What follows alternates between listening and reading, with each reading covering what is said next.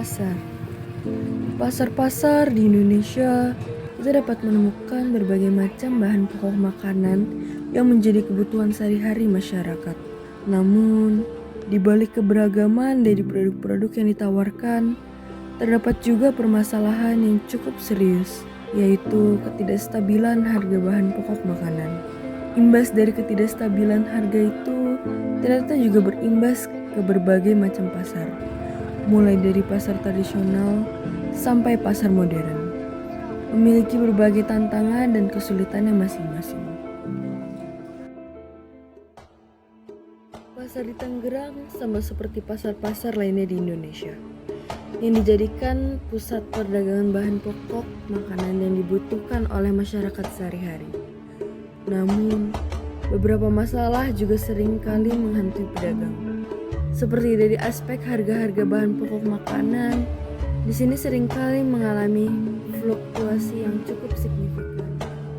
Maka dari itu, kami telah mengunjungi beberapa pasar yang ada di sekitar Tangerang, mulai dari Pasar Kelapa II, dan kami juga telah menginterview beberapa pedagang di setiap pasar yang telah kami kunjungi. Salah satunya merupakan Mas Saiful Firmansyah, yang merupakan pedagang dari Pasar Kelapa. Saya Saiful Firmansyah, saya bekerja di sini udah 12 tahun di Pasar Kelapa II.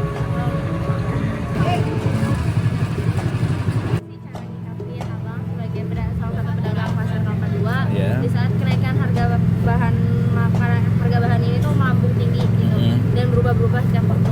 Itu gimana? Ya tergantung kitanya juga, dari modal dan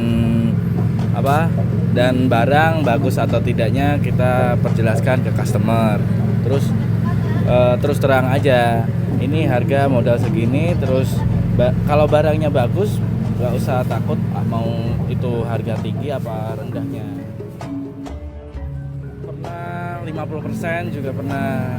Terus hari raya kemarin kan cabai juga melambung tinggi sampai 130 per kilo. Kalau sekarang udah turun 60.000 per kilo untuk cabai rawit dan keriting merah. Paling rendah itu di tahun berapa ya?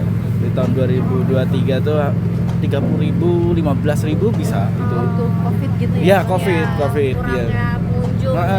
Itu kan kita mengandalkan cuma paling GrabMart, online kayak gitu. Kita juga ada customer di luar, terus umpama mau ngechat, mau diantar juga bisa kayak gitu. Kadang dari modal tuh nggak ketutup, nombok terus kayak gitu.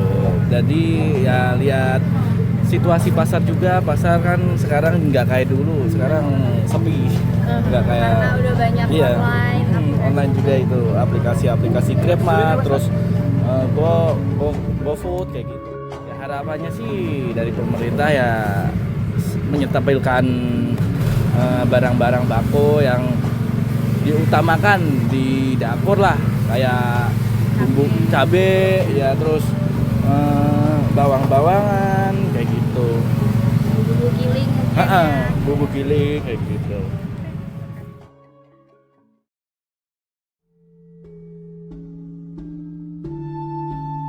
Hampir sama seperti kesulitan yang dialami pedagang di Pasar Kelapa II. Pedagang dari Pasar Sinpasa juga memiliki masalah berupa jumlah pembelian yang menurun ketika harga bahan baku yang sedang menaik, sehingga lebih kesulitan dalam perputaran modal.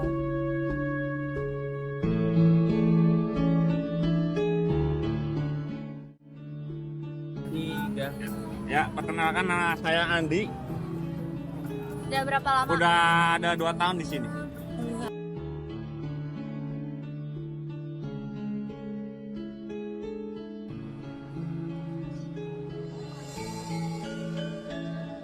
Kalau kayak cabai itu sampai 150 per kilonya, sampai 170 aja gitu. Contohnya kayak lebaran kemarin. Nah, Itu berapa kemarin lebaran? kemarin 170. Wow, cukup tinggi ya. Iya.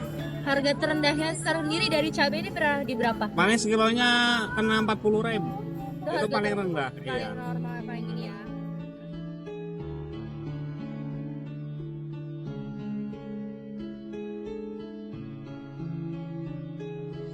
Nah, pengennya sih stabil kayak gitu, nggak kalau naik juga nggak ngelonjak banget kayak gitu. Itu kan naiknya kadang parah banget lah naiknya. Dari 40 kalau misalnya dibandingin dari 40 sampai 100. Nah iya itu jauh banget. Iya. Pernah ngalamin kerugian nggak sih bang? Kalau boleh tahu? Ya kalau kerugian mah namanya jualan pernah. Kalau lagi sepi contohnya kayak gitu, paling ya 30% lah kurang kerugian. Dari berbagai permasalahan-permasalahan yang telah diutarakan oleh beberapa pedagang tersebut, nyatanya konsumen juga harus merasakan imbas dari permasalahan tersebut. Seperti contohnya ketidakstabilan harga bahan pokok makanan yang juga berimbas kepada konsumen. Mereka harus siap untuk membayar harga yang lebih tinggi jika harga bahan pokok makanan naik.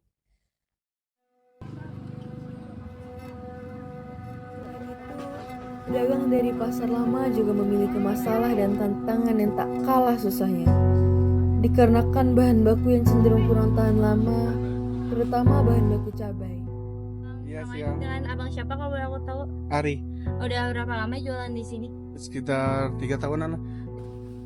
Ia harus mengurangi penjualannya demi dapat menstabilkan perputaran modal dan tetap mendapatkan keuntungan, serta mengurangi resiko rusaknya bahan baku tersebut. Harga paling tinggi yang pernah dicapai dari suatu bahan pokok itu berapa Cabai. sih? Cabai. Iya, Harga tertingginya pernah berapa? 250 per kilo. Per kilo 250 dan harga terendahnya pernah Ya, 40.000. 40.000. Terus dampaknya apa sih bang yang abang rasain karena bahan bakunya itu naik-naik kayak gini? Kalau apa terutama cabai ya, kalau dia lagi naik itu baru biasa bawa 10 kilo, kadang-kadang bawa 10 kilo, kalau lagi naik ya kadang-kadang bawa 2 kilo, 3 kilo. Harapan tersendiri nggak sih dari abang? Ya ada banget, Pemerintah itu gimana? bisa.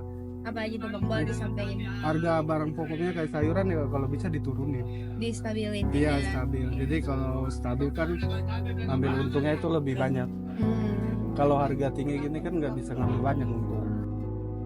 Ia harap masalah ini akan cepat terselesaikan. Penyebab ketidakstabilan harga bahan pokok yang ada di pasar Tangerang juga dipengaruhi karena berbagai faktor, seperti perubahan cuaca yang mempengaruhi hasil panen, perubahan harga global dan kenaikan inflasi negara, atau bahkan kebijakan pemerintah yang mempengaruhi distribusi bahan makanan.